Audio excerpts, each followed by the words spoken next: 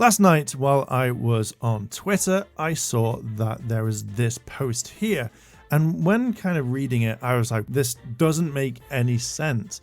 I generally thought that this was from a official source, like this was Hasbro turning around and saying something, and I was just like, what the hell? But it came from a website called thefwoosh.com. Now, I've actually had a quick look at a few of the posts, and there are some really amazing kind of points that I will point out in this video.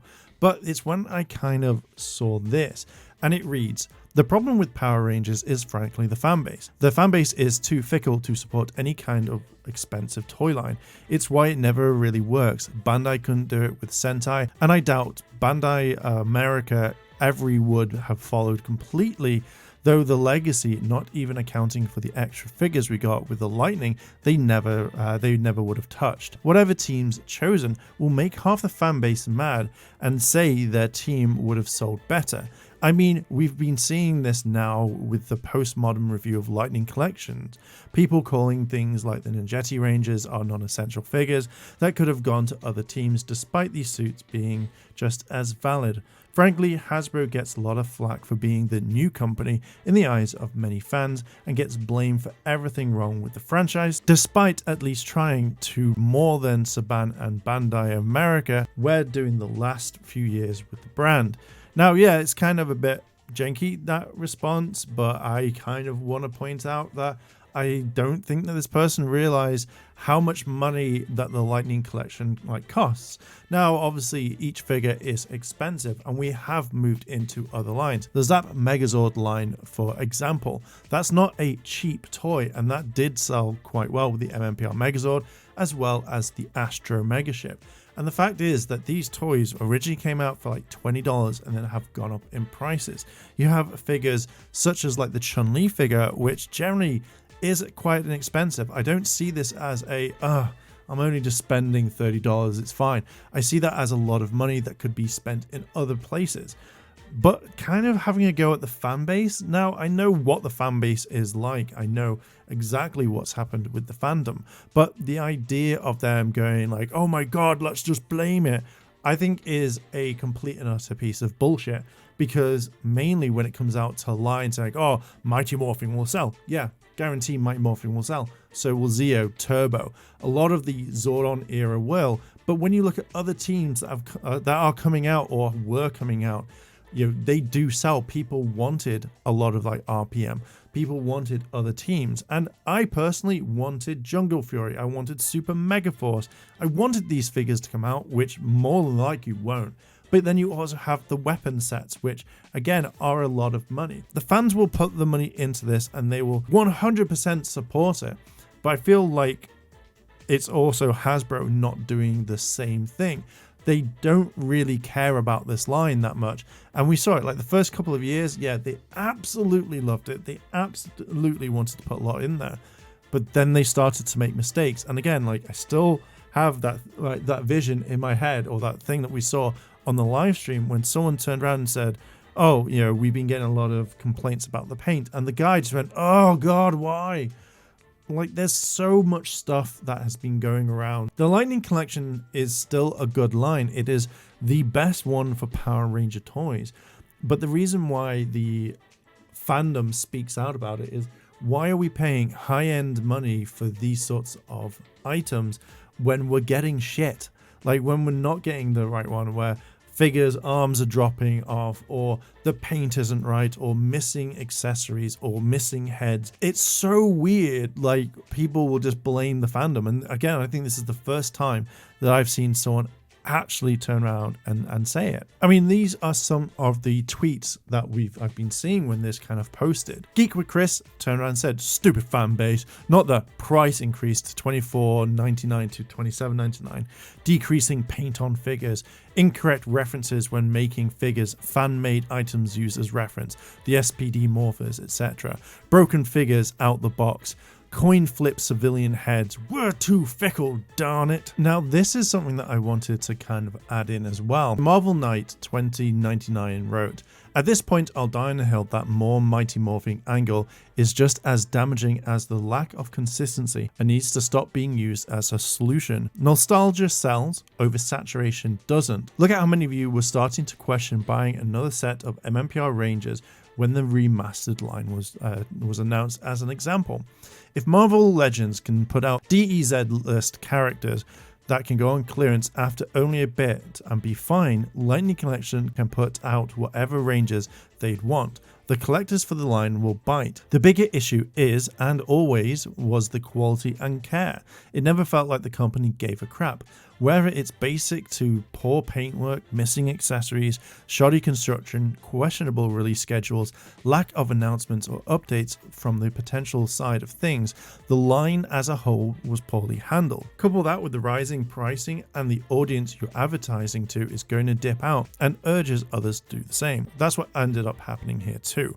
Once the QC issues reached a certain point, most PR fans were airing their frustration and urging others not to buy these things, and rightfully so. I'm assuming with everything Hasbro's dealing with from the collector side of things, plus stuff like their layoffs, they're doing reconstructing. If the line's being put on ice while they do it, so be it. If it gets cancelled as a result, it's an absolute shame, and the fault lies on them, no one else. And I absolutely agree. One of the big things has been the quality control, and it's the thing that we always talk about, but others have urged that people stop buying it until the solution gets like completely done.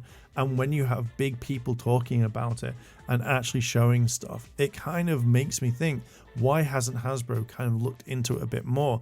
And I do believe that moving their factories did actually really hurt.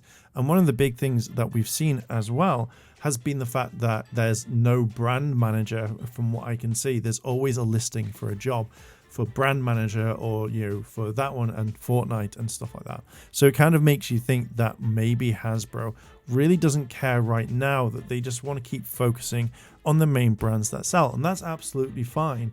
But when you have fans that are Power Ranger fans that want to buy this product, that want their kind of toys to come out, why don't you have a proper dedicated team? And they did for a while until they fired them all, and there weren't that many people left, and that was a massive big shame. Adding into this, bravo, entirely this, I was always amazed by folks who would say that they should just focus on MMPR. We know that there are more MMPR fans than there are Power Ranger fans. However, Hasbro should have been using that to get MMPR fans interested in other seasons of Power Rangers.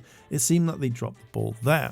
Transformers fans are willing to buy 20 versions of Optimus Prime and Megatron, and then obviously he says the same thing with Star Wars and Marvel and stuff like that. They follow in saying, as MK 2019 said, how many people were complaining that Hasbro was already re-releasing MMPR? Another good point is where they say, while the QC hurt the line, the biggest failure on Hasbro part is that they didn't invest in broadening the brand appeal beyond MMPR. There's no doubt it would be a tough job. It can be done though. I think the few steps they did take weren't big enough.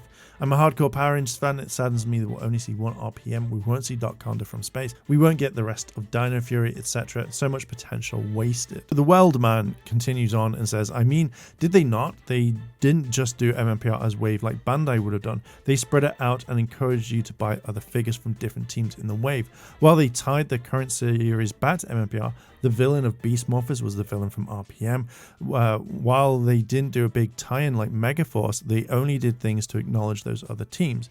They made a product from a variety of seasons and even tried to introduce stuff like Wild Force into the kids line it first launched. Hasbro wasn't afraid of other teams. It's just that people weren't interested, and it's hard to make them interested. When I see comments like this, like Hasbro should have made people interested, how were they supposed to do that? I will say there are Wild Force fans. There are other fans out there that like other teams, and it kind of feels like this guy is saying, hey, like, it's just MMPR, like that's it. There are tons and tons of different kind of like Ranger teams that people enjoy.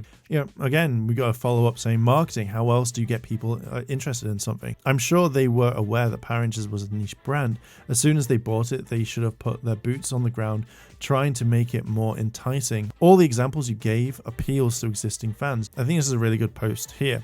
Not to mention the Hasbro's promotion of PR in general has been abysmal. If it's not MMPR, their push to get the word out drops to zero. Their Fan First Friday streams for their brand focused on MMPR, but the moment it's extended out of part of that franchise, the presenter's knowledge tanked. Once and Always got hype and word of mouth, Dino Fury didn't, and Cosmic Fury isn't, despite the fact that the toys for the series are already on the shelves and the show isn't even close to being out yet. LC releases got absolutely head-scratching promotion to collectors, with figures dropping out of nowhere with no proper announcements prior to pre-order windows or set release dates. Remember In Space Silver, Tyranno Century? There are ways to see other seasons of PR outside of the current stuff, so promote it like DCU promotes comics their productions are based on. There are plenty of ways. They just expected the fan base to do all the heavy lifting. And this, I feel, deserves its own video. But yes, I agree. I believe that when Hasbro wouldn't kind of promote it, if MMPR was a thing, yeah, bam, there was so much promotion. But there are other figures that will just randomly drop. Look at the Wild Force Blue figure. Like, after that hashtag that said, like, you know, the reason why I love Power Rangers, and he got so much hype, that's when Hasbro went, oh, here you go, here's the figure, and then they dropped it, and everyone was just like, oh my god, I can't believe that actually worked. And just when I kind of see this right now, I just generally think that Hasbro just bought the brand, thought that it would make them millions and millions, and then they just dropped it. I feel like there isn't a lot when it comes to this anymore. And yeah, the promotion just kind of sucked so badly. And that's where I am going to end it. There is a lot more to kind of talk about. There's been a lot in Power Ranger news, and I kind of really wanted to kind of talk about it. I feel now with the Lightning Collection being on a hiatus, I don't know if this brand is going to kind of come back, because you're going to have the same problems. Now, again, I'm going to talk about this in another video, but yeah, I just kind of wanted to talk about this one because this whole post did kind of anger me a little bit, and I kind of really wanted to talk about it. Anyway, I'm going to leave it there. What are your thoughts all on this? Let me know what you think down below in the comments. I'm going to leave it there. Check out the channel memberships, and I will see you in the next video. I want to say a big thank you to all my Patreon supporters, and I wanted to shout out Kimono Cat. Your help does go a long way to support the channel, and if you want to consider helping the channel, then links to my Patreon as well as the channel members are listed below. あらあら、チャンネルをサポートしてくれてありがとうございます。チャンネル登録、高評価お願いします。